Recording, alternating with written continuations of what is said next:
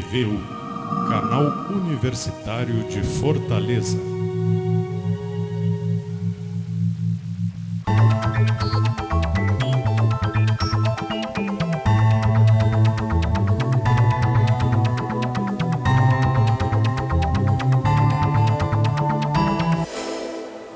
O programa Destaque de hoje está recebendo aqui nos estúdios do Dr. Manuelito Eduardo Campos, da Faculdade Integrada da Grande Fortaleza, com muito prazer. É o professor Antônio de Albuquerque Souza Filho. Ele tem um currículo extenso, foi engenheiro agrônomo, formado pela Escola de Agronomia, chefe de escritório do Ceará Mirim, no Rio Grande do Norte, coordenador da Comissão de Desenvolvimento do Vale e dos Carais, na região do Cariri, professor da Universidade Federal do Ceará, foi reitor também da Universidade, secretário de Educação do Estado do Ceará. Ele veio aqui principalmente e para lançar este livro, O Meu Percurso na Universidade. Mas, professor, eu queria, antes de começar o programa, começar um pouco da sua história lá no passado, né? Como foi que, de repente, o senhor disse assim, não, eu quero ser professor? Quando foi que o senhor chegou a essa conclusão na sua vida e quanto tempo faz isso? É interessante, na vida da gente tem o que a gente chama as oportunidades, né? Eu contava muito a história interessante para os meus alunos, não sei se eu posso contar aqui para você. Com certeza. Quando eu dava aula, dizia assim, olha, eu aprendi quando eu trabalhei no Rio Grande do Norte, no antigo Serviço de Extensão Rural, ANCAR, hoje é Emater, Rio Grande do Norte, um agricultor me contou uma história muito interessante.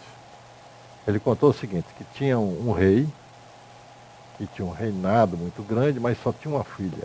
E ele já estava ficando velho, e ele estava assim, muito preocupado com quem ele queria deixar para tomar conta do reinado, porque a filha não casava. Então ele anunciou no reinado que qualquer pessoa que quisesse casar com a filha dele teria que passar por uma prova. Aí todo mundo naquele tempo ficou meio apreensivo, se inscreveu, mas sempre tem um mais afoito, se inscreveu. E num determinado dia, numa praça principal, estava lá toda a família real, e tinha um curral, uma porteira e 3 cavalos, um preto, um branco era um preto, um branco e um avermelhado. Aí disseram, bom, vamos saltar o primeiro cavalo. Saltaram o cavalo avermelhado, todo mundo, segura, vocês não, deixa passar o primeiro cavalo. Saltaram o segundo cavalo, o cavalo era o branco não, o branco foi o último, saltaram o outro, a cor que tinha, né? Então vamos saltar, eu vou pegar o terceiro que dá a sensação. Mas quando saltaram o terceiro cavalo, que era o cavalo branco, então ele disse, agora que eu vou segurar esse cavalo. Quando ele correu para segurar a cauda, que ele tinha que segurar o cavalo para a cauda, o cavalo era cotó. E ele então não segurou. Então o ator dizia, na vida da gente, a gente às vezes tem uma primeira oportunidade e deixa passar. Tem uma segunda oportunidade e deixa passar. Quando a gente quer a terceira, a gente nunca deixa passar. Então eu contava muito essas histórias aos meus alunos, dizendo o seguinte, olha, quando vocês terminarem a universidade, quando tiverem uma oferta do emprego, esse emprego pode ser um emprego salário baixo, então vocês vão ter uma experiência, vão se relacionar, vão ter a oportunidade de produzir alguma coisa, e daí vocês vão saltar para outra oportunidade que vão surgir na vida. Nunca deixe passar as oportunidades.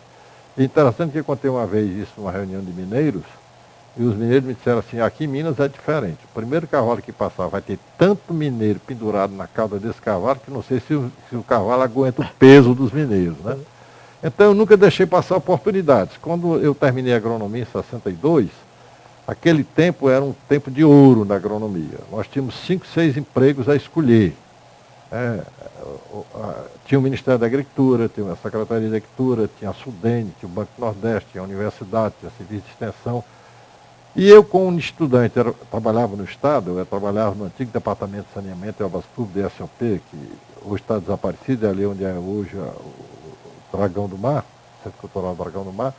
Então, eu, naquela ideia de ser funcionário público, às vezes a gente cai nessa bobagem, eu dei meu nome para o Ministério da Agricultura. Eu precisava naquele tempo contratar 50 agrônomos e não conseguia 50 agrônomos porque tinha criado o Serviço de Promoção Pecuária. Como não saiu a nossa nomeação, só veio sair muito tempo depois, quase um ano depois, eu resolvi ter uma experiência fora do Estado do Ceará. E fui para o Rio Grande do Norte trabalhar na antiga ANCAR, hoje é Emater. E ali eu aprendi muito, foi como se fosse assim, um 5º ano de agronomia que eu tivesse feito. Ali eu fui trabalhar com agricultores, trabalhei na colônia de japoneses e brasileiros, e depois eu vim para o Ministério da Agricultura, fui trabalhar no Cariri.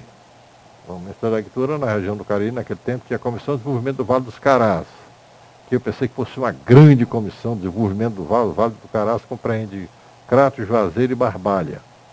Então eu pensei que fosse uma grande comissão. A comissão que tinha lá era eu, um motorista e um jipe. Essa era a famosa comissão que eu encontrei lá. Eu comecei um trabalho de levantamento de todo aquele vale, etc. Mas o Ministério não tinha muito atrativo, era dificuldade, a gente para conseguir as coisas, o dinheiro não chegava, e eu vi que não tinha muita perspectiva. E naquele tempo, para se entrar na universidade, você era convidado ou pelo diretor, ou por um outro professor, no caso naquela época eram chamados catedráticos, que te convidava para ser assistente. Então, o doutor Prisco, que estava naquele tempo expandindo a Escola de Agronomia, depois transformada em Centro de Ciências Agrárias da Universidade Federal do Ceará, através de um colega, mandou me convidar para conversar com ele. Então eu fui conversar com ele e ele me fez uma oferta, você podia vir para cá e etc. Começar aqui a trabalhar e eu resolvi largar e vir para a universidade. E assim eu comecei minha vida na universidade. E o interessante é que naquela época nós entramos na universidade, só tinha um quadro de estatutário, que era o efetivo, e a CLT, né, a Consolidação da Lei Trabalhista. Mas havia qualquer problema burocrático, não sei exatamente o que era, então nós éramos recibados. Nós tínhamos determinados convênios, digamos, Banco do Nordeste ou Sudene, e pagávamos os professores que iam entrando através de um recibo mensal, que era uma insegurança muito grande, ninguém sabia se no final do ano a gente continuaria ou não, e continuaria sendo contratado ou não. Depois de um certo tempo é que foi regularizada a situação de todo aquele grupo que entrou, que era enorme naquela época, para a CLT, e depois com a Constituição de 88 fizemos um concurso e passamos para o quadro estatutário. É aí que eu comecei as minhas atividades como professor. Aí depois você foi para os Estados Unidos, estudar nos Estados Unidos. Naquela época, a Universidade Federal do Ceará, que o doutor Martins foi o primeiro reitor da Federal do Ceará, ele foi um homem de muita visão, né?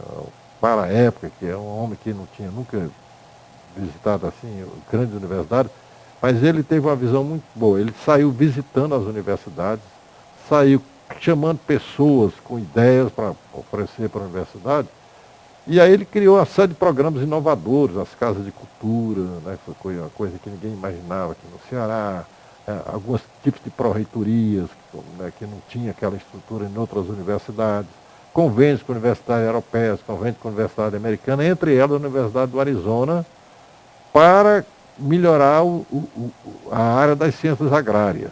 E esse convênio possibilitou a ida de vários professores. No meu caso, a gente geralmente na Federal era lotado no departamento, eu era lotado no Departamento de Economia Agrícola.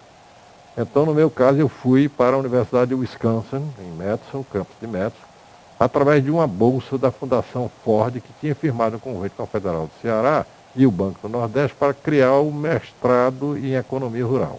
Aí foi a oportunidade que eu fui, que é uma experiência muito interessante. Agora, eu lendo aqui o seu livro, para você ver como eu li, né? Você teve sempre muita dificuldade, né? Principalmente, por exemplo, na época que você foi reitor da UFC, eu vi que chegou um dia o pessoal do financeiro e disse para você que tinha R$ 20 no caixa e que tinha que fechar tudo. Como é que é essa história? É verdade. É o seguinte, eu fui reitor no tempo das chamadas vacas magras. Para você ter ideia, primeiro eu peguei 3 ou 4 ministros da educação, né?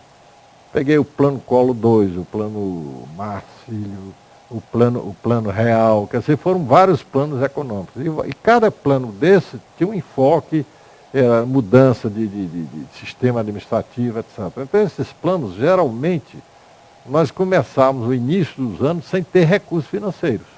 Em 94, por exemplo, o orçamento de 94 só foi aprovado pelo Congresso em final de outubro, começo de novembro de 94.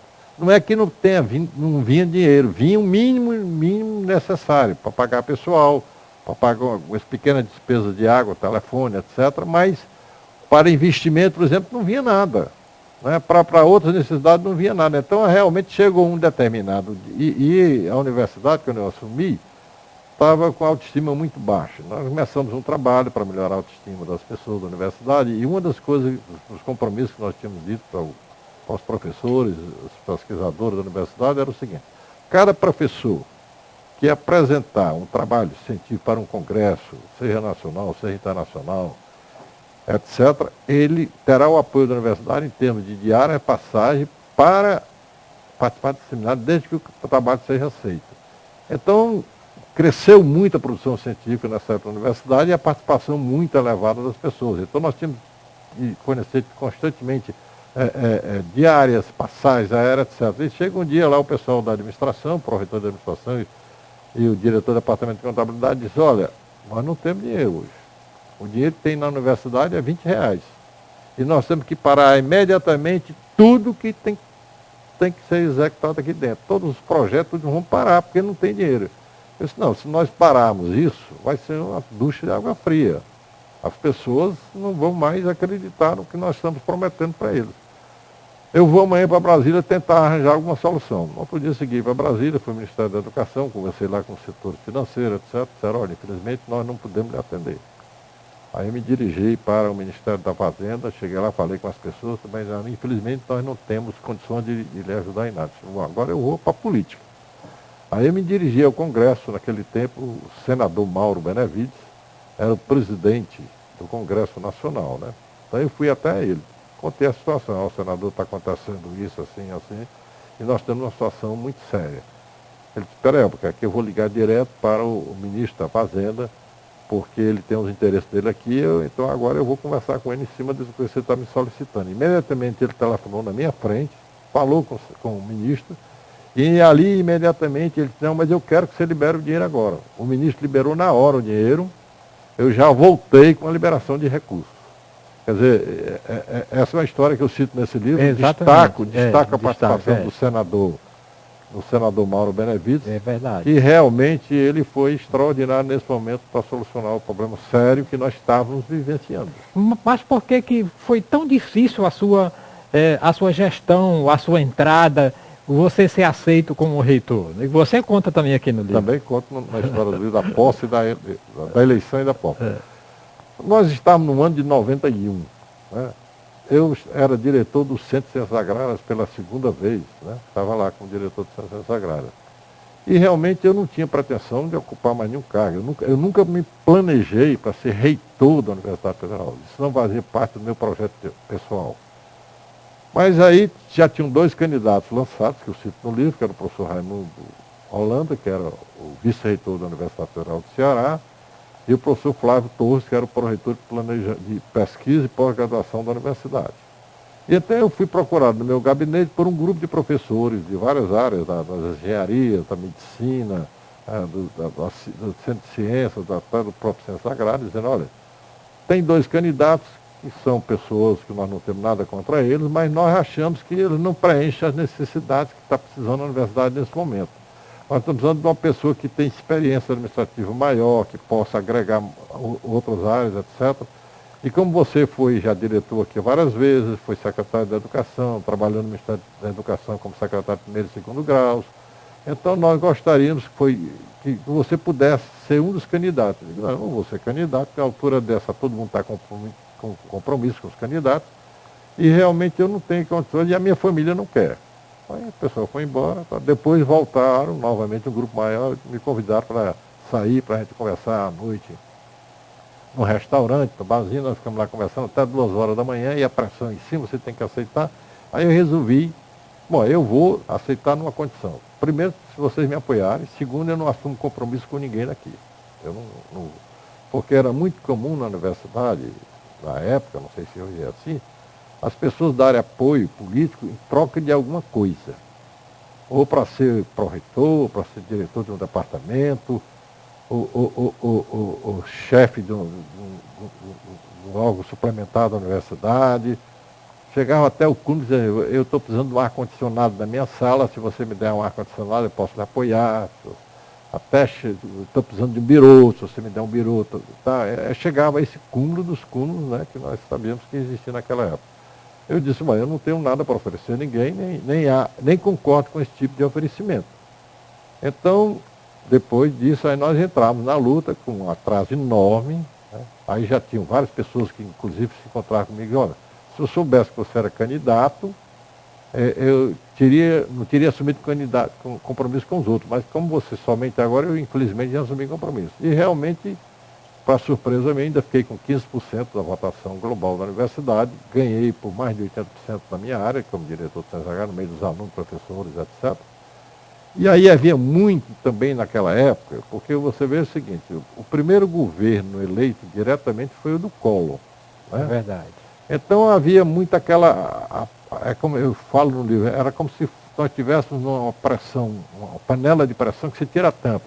Você vinha do regime militar, né? Com toda aquela opressão que existia antigamente, você vinha de uma eleição indireta frustrada com aquela campanha de eleição direta com Sarney, né? Que todo mundo achava que representava aqueles padrões antigos, etc. E aí havia um surgimento muito forte de sindicatos, de associações e de participação de partidos políticos, né? Aqueles mais novos que tinham surgido, como o Partido dos Trabalhadores e outros, cada qual reivindicando participação, presença maior dentro da universidade. E essas pessoas, por acharem que eu havia trabalhado com o governador Virgílio Távora como secretário de Educação, e por ter trabalhado com o ministro Rubens Ludovico, Ministério da Educação, eu era uma pessoa que não devia estar ali. Eu era uma pessoa extremada de direita, com ideias ultrapassadas, e que eu fosse para lá seria calamidade para a universidade. Aí fizeram pressão durante toda a sua administração. Fizeram pressão durante o processo, depois que saiu. No dia da eleição, no dia que houve a consolidação da chapa no Conselho Universitário, no colegiado universitário, que era formado com o Conselho Universitário, Conselho de Ensino, Pesquisa e Extensão, Conselho de Curadores e mais representantes da sociedade civil, como as classes produtoras, intelectual, classistas, etc., eu fui o mais votado, para surpresa minha, né? Porque os estudantes só votaram no professor Raimundo Holanda, que era o candidato normal deles, né?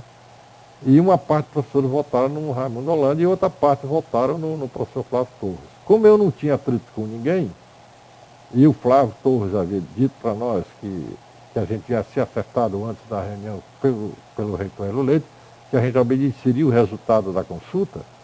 Então, na hora, todo mundo votou em mim e eu fiquei na primeiro lugar da lista, né? A lista oficial que ia para a consideração da Presidente da República. Então, a partir daquele momento, os estudantes, o diretor central dos estudantes, do sindicato dos funcionários, da associação de professores, acharam, havia uma pressão muito grande, dizendo, primeiro, que eu tinha que renunciar, segundo, que se eu fosse nomeado, eu não assumiria, e terceiro, se eu assumisse, eu não terminaria o meu mandato. No dia lá desse processo, um estudante, representante, os estudantes ficaram muito revoltados com o resultado na sala do Conselho Universitário, um estudante disse que todos os professores da universidade eram um lixo. E que os professores que estavam ali eram pior do que lixo, que não mereciam nem ser reciclados. Aí foi que eu pedi a palavra e disse, olha, eu tenho uma história nessa universidade, fui aluno, fui professor, passei por algumas funções. O pacto foi assumido, eu cumpri integralmente até agora. Agora eu quero dizer o seguinte, eu não vou brigar para ser reitor, mas se porventura eu for nomeado reitor, eu quero deixar bem claro que eu vou assumir, eu vou exercer o cargo de reitor e não vou ter medo de ninguém. E aí foi o que eu fiz durante o meu período, né? Eu tive depois que assumi, mais 6 meses de pressão, 6 meses. E teve um episódio que você desceu como ministro? Foi. Inclusive no dia que eu fui assumir a posse, eles quase que me matam em 2 momentos. Um momento eles vieram com uma faixa enrolando no meu pescoço, eu cortei, depois vinham com um castete por trás para bater na minha cabeça.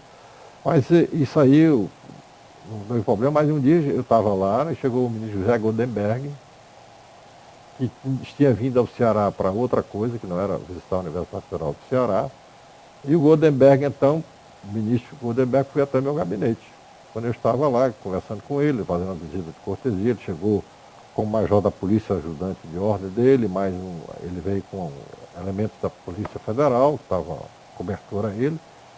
E aí, em determinado momento, ele chegou lá, uma mensagem dos estudantes que queria reunião com o ministro. Aí o ministro disse, olha, os alunos estão querendo uma reunião comigo, eu posso fazer reunião? Eu disse, que é isso, o senhor é o ministro, determina o que o senhor quiser. Eu só peço um favor, que o senhor não faça a reunião no meu gabinete, faça na vice-reitoria, porque eu não recebo esse grupo que está aí. É um grupo radical e eu não quero conversar com ele. Aí o ministro foi lá, conversou, voltou para mim e disse, olha, eles pediram que eu assinasse um ato lhe demitindo. Eu não vou fazer isso, eu não posso fazer esse negócio desse. Aí não fica mais conversando um pedaço, aí chega apavorado lá no gabinete o major e o pessoal da Polícia Federal e diz, olha, o ambiente lá embaixo está muito tenso, os alunos estão revoltados e ministro, nós vamos tentar tirar o senhor daqui. Nós temos o carro oficial para o senhor entrar, mas se o senhor não conseguir entrar no carro oficial, nós temos um Fiat branco pequeno, dirigido por um agente da Polícia Federal, nós vamos levar o senhor para lá e então nós vamos tentar tirar o senhor daqui. Aí o ministro foi se levantando e eu fui me levantando, aí o oficial, tem uma coisa, reitor, o senhor, por favor, não desça, porque a nossa função é dar cobertura de segurança ao ministro, nós não podemos dar ao senhor. Então é melhor o senhor não ir, porque o negócio está muito tenso lá embaixo. Eu digo, olha, se eu não descer como ministro, eu jamais volto a esse gabinete. Eu vou descer como ministro, vou até lá embaixo como ministro. Vocês cuidem do ministro, que eu cuido da minha segurança. Essa é a função própria minha. Vocês vão lá e deem segurança ao ministro. Nós descemos, foi realmente uma situação horrível, porque o ministro estava no carro oficial, os estudantes batiam para virar o carro, ele descia, botava o carro fora, estava em frente ao auditório pessoal da reitoria, corria para o outro lado, aí batiu de novo, daqui um pedaço, trouxeram para o outro lado, botaram o ministro no Fiat branco, jogaram o ministro, os estudantes saíram chutando o Fiat, os estudantes saíram na carreira como ministro daquele Fiat. Então eu estava ali no gramado, fiquei lá embaixo e eles fizeram um círculo em torno de mim. E aí começaram a me xingar. Aí eu fiquei esperando que eles xingassem bastante, né, para desopilar o que eles estavam sentindo. Falaram, gritaram, depois de um bom pedaço, e eu olhando nos olhos deles todos, né? Aí disse, bom, vocês terminaram, agora abram a roda que eu vou passar. E eu quero ver quem é que vai me empatar passar aqui. Aí parti na direção da roda. Eles abriram a roda e eu passei no meio, e daí em diante terminou toda a confusão. E como é que terminou esse seu mandato junto com os estudantes? É o seguinte, nós tivemos uma pró-reitora de ações estudantis muito boa, a professora Vera Clé, que fez um trabalho excelente de relacionamento com os estudantes. E nós tivemos vários diálogos com vários grupos de estudantes, né, para viagens que eles queriam, para participação em seminários que eles desejavam, participação esportiva, apoio a movimentos que eles fizeram. Naturalmente, aqueles mais radicais, eu não conversei mais com eles, nem eles conversaram comigo. Mas é um fato interessante. Eu vou contar aqui um fato interessante. Eu, depois que deixei a universidade, eu fui superintendente do SEBRAE, durante 2 anos. Eu lembro. E nós estávamos numa feira, lá no centro de convenções. Eu estava lá naquele movimento muito grande, e lá veio um rapaz, assim, com um boné na cabeça e tal. Ele chegou para mim e disse, professor, quer dar licença? Aí, pois não, o que é? Aí, disse, talvez o senhor não esteja me conhecendo. Aí comecei a olhar assim para ele, comecei a identificar que era um daqueles mais radicais. Aí eu disse, muito bem, o que é? Ele falou assim, eu queria pedir chegar perto do senhor e dizer, primeiro eu queria lhe pedir desculpa pelo que nós fizemos do senhor naquele tempo. O senhor realmente não merecia aquilo. Nós extrapolamos demais aquilo que fizemos para o senhor. Eu digo, olha, não se preocupe com isso, porque vocês eram jovens. Todo jovem é empolgado. Vocês, naturalmente, eram direcionados por outras pessoas, vocês iam pelo direcionamento das outras pessoas. Isso já passou, não se preocupe com isso. Aí ele disse, o senhor então me desculpa, não, rapaz, não vamos mais falar nisso, acabou, vá. Aí ele disse, eu posso pedir outra coisa ao senhor? Pois não, o que é que você deseja? Nós podemos ir até ali o bar tomar um chopp? Vamos, aí eu fui com ele no bar, batemos as canecas, tomamos chopp, conversamos, né? E assim eu tenho encontrado muitos, inclusive no livro, no final da minha administração, tem um aluno os alunos que estavam lá presentes deram depoimento nesse sentido, que começaram, que mudaram, né? Porque realmente... E por que você tomou a decisão de escrever esse livro para contar essas histórias que estão aqui no livro? Olha, é o seguinte, esse ano está completando 19 anos que eu deixei a reitoria. Então, no Brasil, é uma coisa muito interessante. O passado é fácil de ser esquecido. As pessoas esquecem. Você vai para outra sociedade, por exemplo, você pega a sociedade americana, as pessoas que passam por determinadas funções, todos eles escrevem um livro.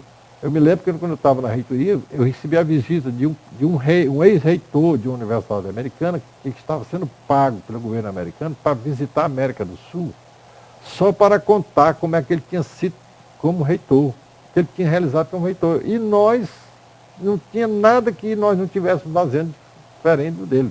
Sendo que ele tinha muito dinheiro lá e nós não tínhamos dinheiro aqui, né? Então, eu depois, muitas pessoas se encontraram comigo e diziam, rapaz, foi uma pessoa que entrou debaixo de pedras e saiu debaixo de flores. Então você tem que contar esse período. A Casa Amarela é do seu período, né?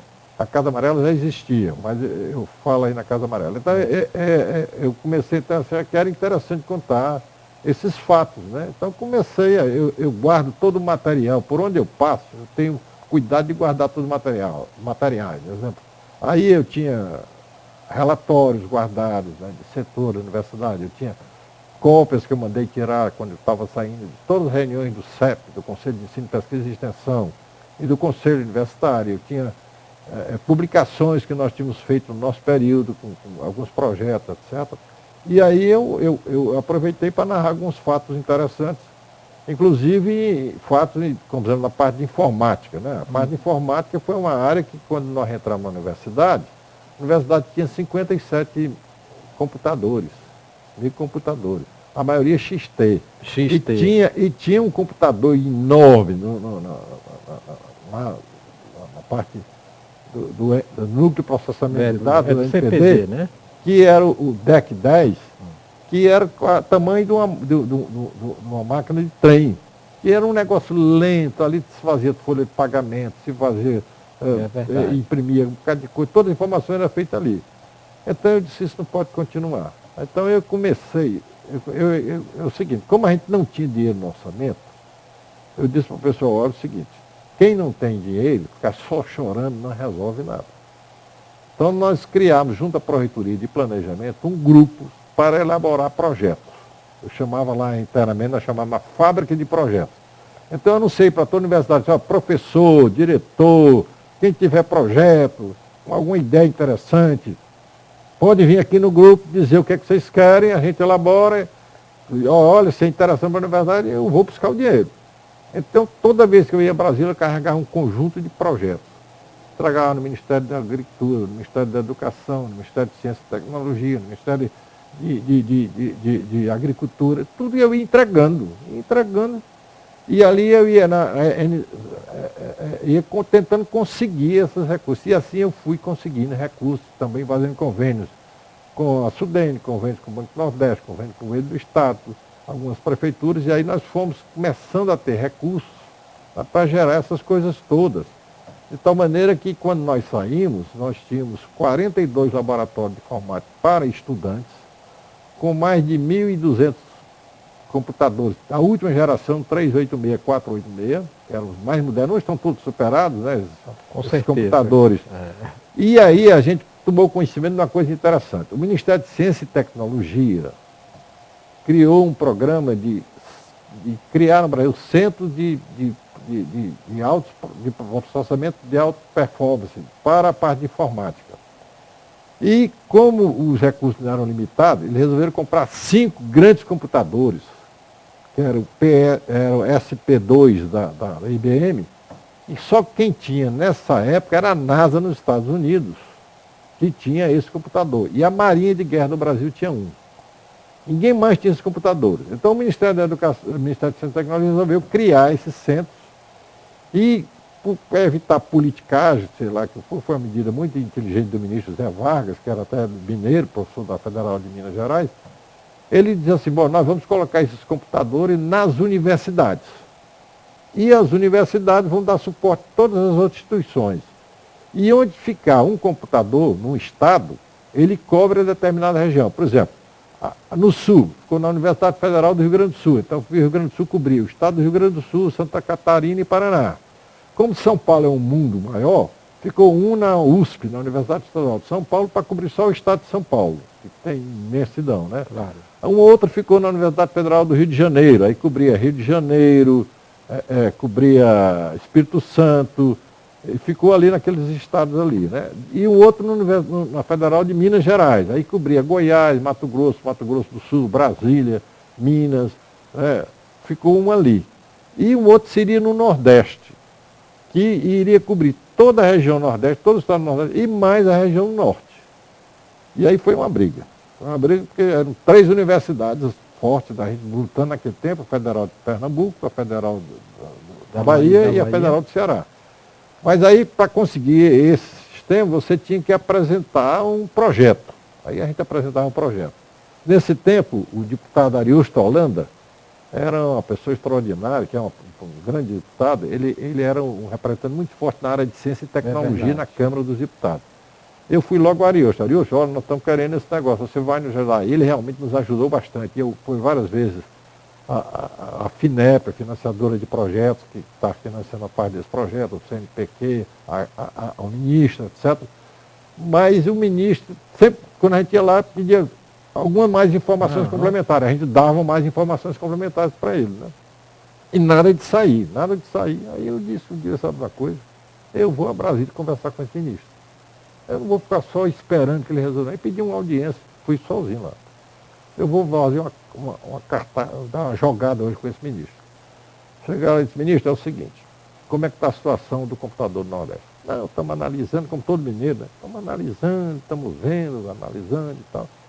Ele disse, mas ministro, é o seguinte, e quanto tempo vai demorar? Nós vamos ver e tal. Eu disse, ministro, é o seguinte, deixa eu dizer uma coisa para o senhor.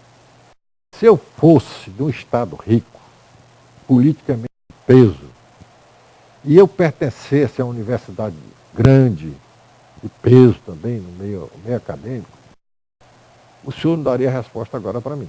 Mas como eu sou do estado pobre, que está querendo se desenvolver, e de uma universidade que está querendo progredir, tendo uma oportunidade como essa de montar um sistema super atualizado na sua estrutura, o senhor me nega um negócio desse. Aí ele pegou os brios, né, bateu assim na mesa e disse, olha, reitor, eu vou lhe dizer uma coisa, esse computador vai para a sua universidade.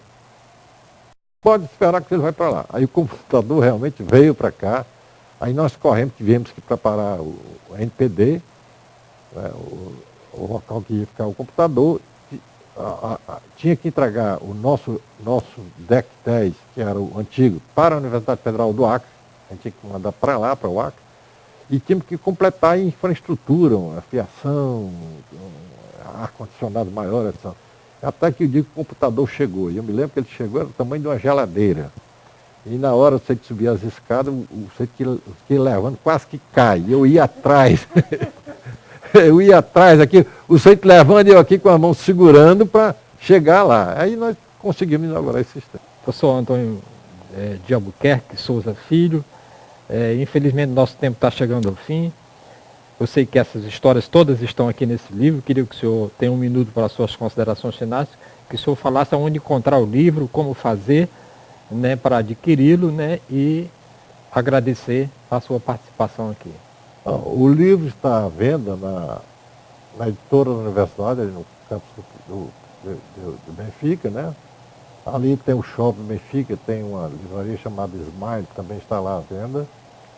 Na Aldeota, no shopping Aldeota, tem no 4º piso uma livraria chamada Lê, também está à venda lá.